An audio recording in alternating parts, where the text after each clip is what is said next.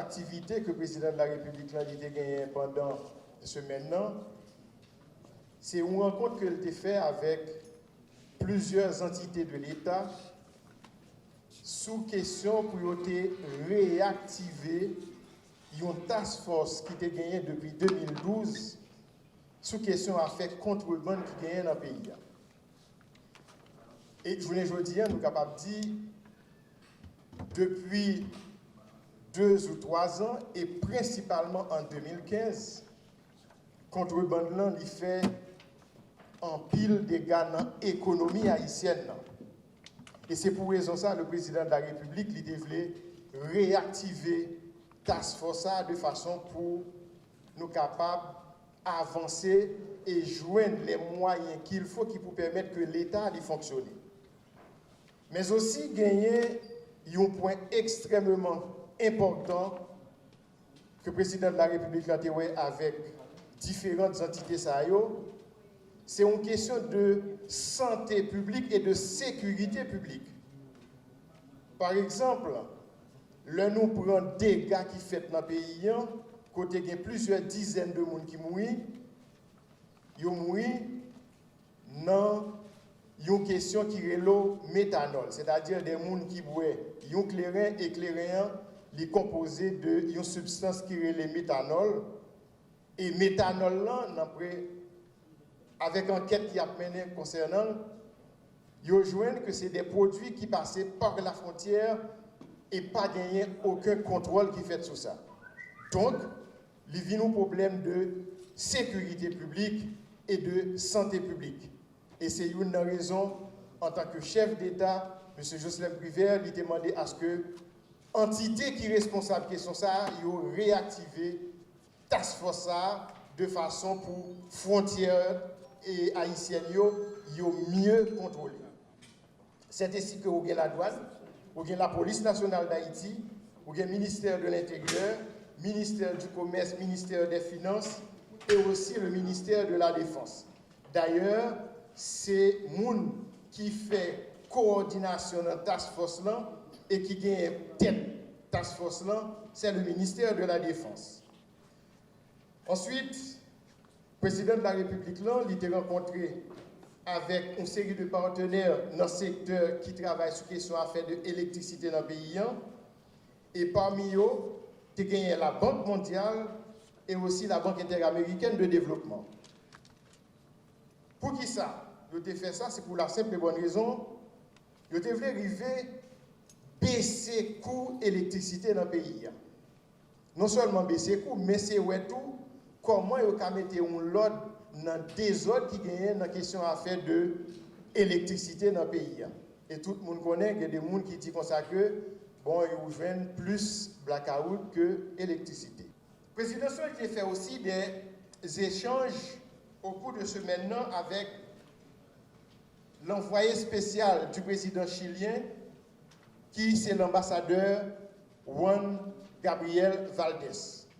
C'était un message de président chilien, de présidente chilienne vis-à-vis de son homologue haïtien, son Excellence Jocelyn Privert.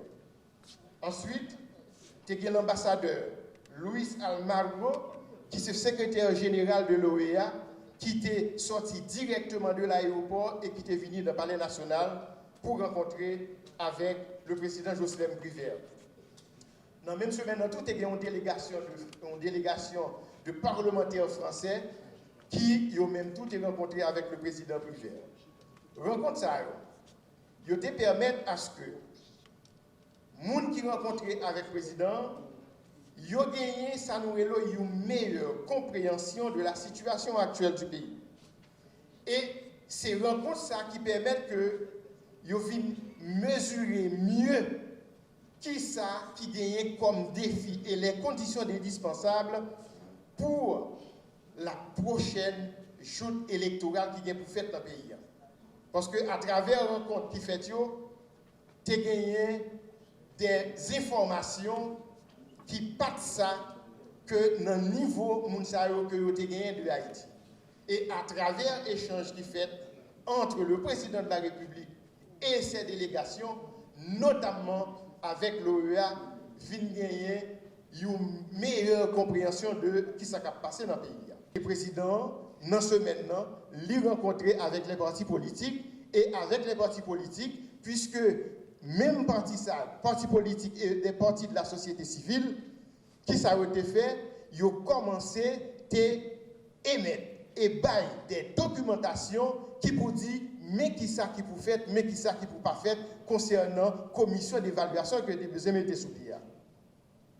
C'est ainsi que le président Lichita dans un premier temps avec tout le monde et avec tout le travail qui était commencé à faire, il y a une grosse assise qui fait dans lundi avec les partis politiques. Et dans l'assise là, avec tout le premier travail qui était fait et premier ébauche qui baille, il faut que tu aies un travail de rédaction qui peut faire. C'est ainsi que il y a une commission de 5 membres qui te mettent sous pied parmi les partis politiques et les organisations de la société civile et qui permettent que le lendemain, il y ait un comité de 5 membres et comité de 5 membres, ça le fait, c'est prendre toute documentation qui est gagnée, que le président de la République va te recevoir, et il travaille sous lui, et qui vous permettre que, normalement, il vienne faire une synthèse de toute documentation, qui vous permettre que, normalement, il arrive à un résultat. Nous ne pouvons pas rentrer, nous, au niveau de la présidence, sur toute une série de détails qui dit dans le thème de référence. Pour qui ça? Nous voulons adopter ça, nous l'éthique de responsabilité.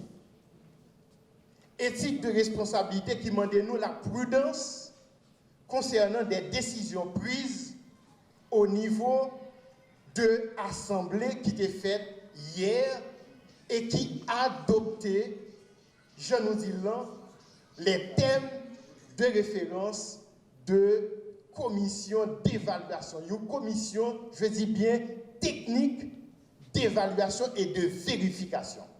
La commission technique d'évaluation, comme nous l'avons dit, il y a 5 membres, nous avons répété le pour, il y a un ancien membre du conseil électoral provisoire, mais l'Assemblée, il a voulu bailler une certaine limite.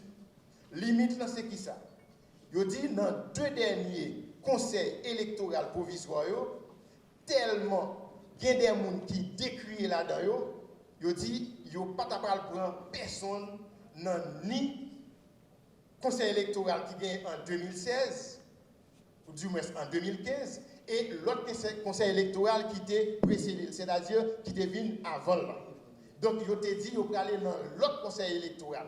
Et dans l'autre conseil électoral, eh bien, c'est ainsi que il a choisi Youn. Il choisit déjà, mais au nom de l'éthique de responsabilité, nous avons répété encore, nous, au niveau de la présidence, nous partons. Ensuite, il y a un représentant de l'église anglicane, il y a un membre de l'ancienne commission d'évaluation de 2015, et là encore, l'élu, mais nous, au niveau de la présidence, nous gardons jusqu'à la semaine prochaine. La commission, li vient entrer dans la totalité, tout le monde vient choisir. À ce moment-là, nous avons fait une conférence de presse et tous les détails que nous avons besoin au niveau de la presse, que le pays a besoin, nous sommes en mesure pour nous barouiller. Ensuite, nous avons un représentant désigné de l'ordre des comptables professionnels agréés d'Haïti, et puis nous avons un représentant qui a désigné par le Collège des ingénieurs et architectes. Pour nous finir, actuellement, il y a des députés et des sénateurs au niveau du Parlement. Ce sont des élus. C'est des parlementaires à part entière. Ils ont prêté serment, mandat ils ont validé, etc. Au niveau de la présidence,